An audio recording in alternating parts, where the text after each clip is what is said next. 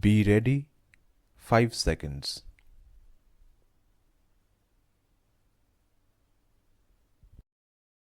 Welcome to all of you, and welcome to those connected online as well. Friends, I won't take much of your time today because you are in the mood to live and win, and I am in the mood to welcome you back after your victory. I always try to meet with the stars of our country's sports world, learn new things, understand their efforts, and make any necessary changes in the system from the government's side to support them. Sports have a nature similar to that of students. When a student goes to take an exam, he reassures the entire household not to worry, as he will get a good rank.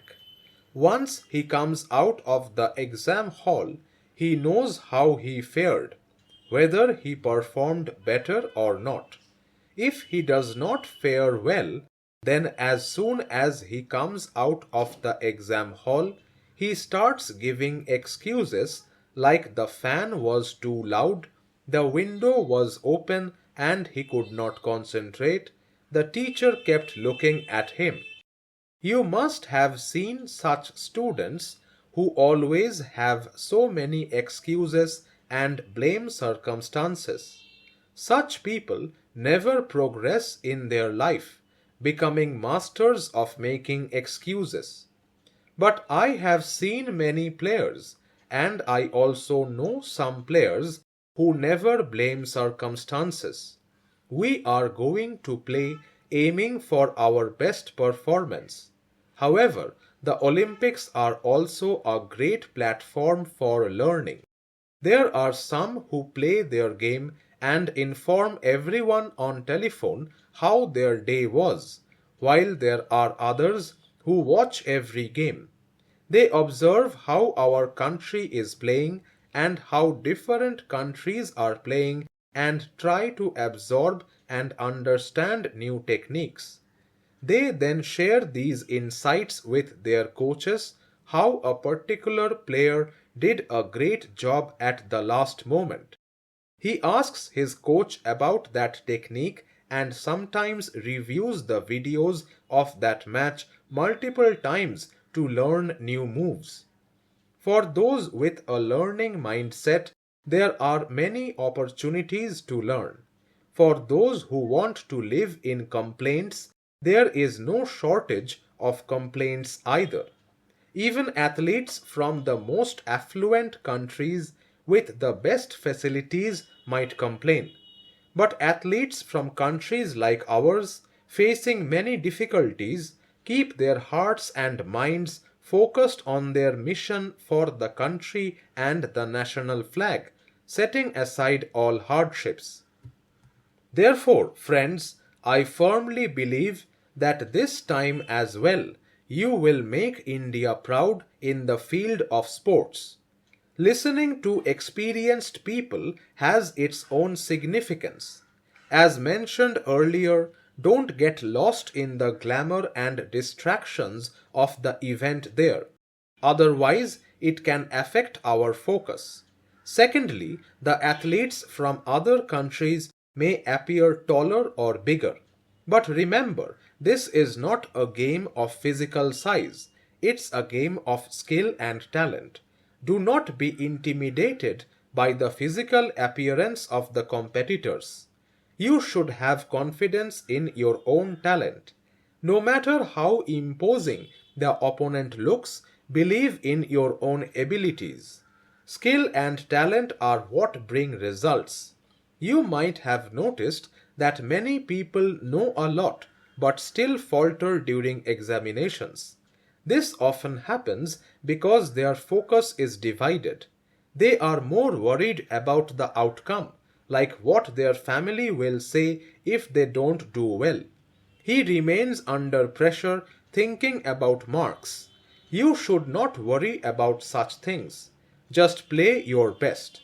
Whether you win a medal or not, don't let that pressure get to you.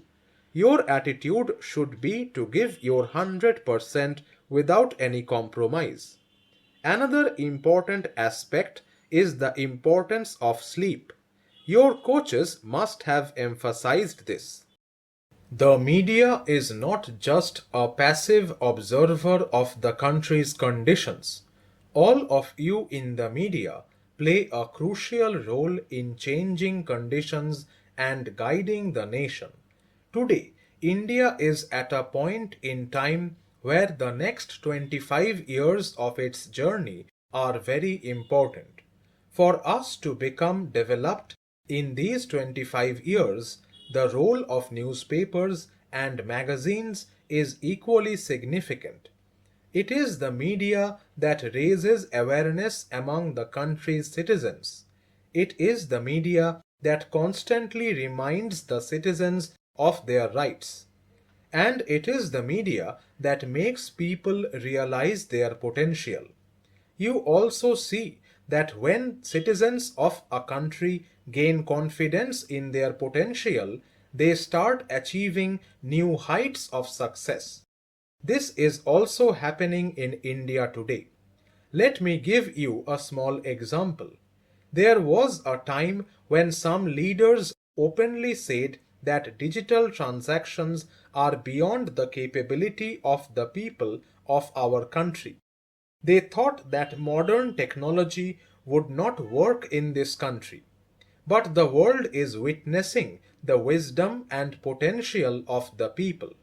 Today, we are breaking huge records in digital transactions globally. Today, due to UPI and modern digital public infrastructure, the ease of living has increased and transfer of money from one place to another has become easier.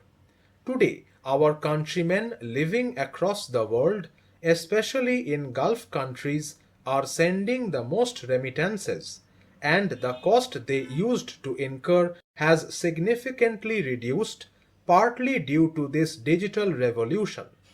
Major countries worldwide are trying to understand our technology and implementation model. This great success is not just due to the government. You all in the media have also contributed to this success, and therefore you all deserve congratulations. The natural role of the media is to create discourse and to strengthen discussions on serious topics. However, the direction of media discourse often depends on government policies. You know, every action is viewed through the lens of vote arithmetic in governments. We have changed this mindset. You may recall that banks were nationalized in our country decades ago. But the truth was that there were crores of poor people in the country who did not even have a bank account until 2014. Half the country was outside the banking system. Did this issue ever become a topic of discussion in our country? But we adopted the Jan Dhan Yojana as a movement. We connected about 50 crore people to the banking system. This became our biggest medium in digital India and anti-corruption efforts. Similarly, if we look at campaigns like Cleanliness Campaign, Startup India and Stand Up India, they did not fit anywhere in vote bank politics. But in the changing India, the media of the country made them a part of the national discourse. The word startup, which most people were unaware of before 2014, was brought into every household through media discussions. When the government starts a program, it doesn't necessarily mean it's only a government program.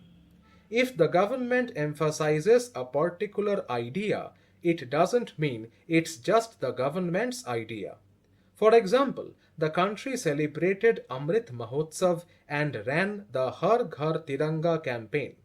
While the government initiated these campaigns, the entire country adopted them and advanced them. Similarly, today the country is focusing so much on the environment. This is a topic beyond politics, concerning the future of humanity. The more media houses in the country join this effort, the more it will benefit future generations. My request is to consider every such effort as the country's effort and promote it. This is not just the government's effort, it is the country's effort.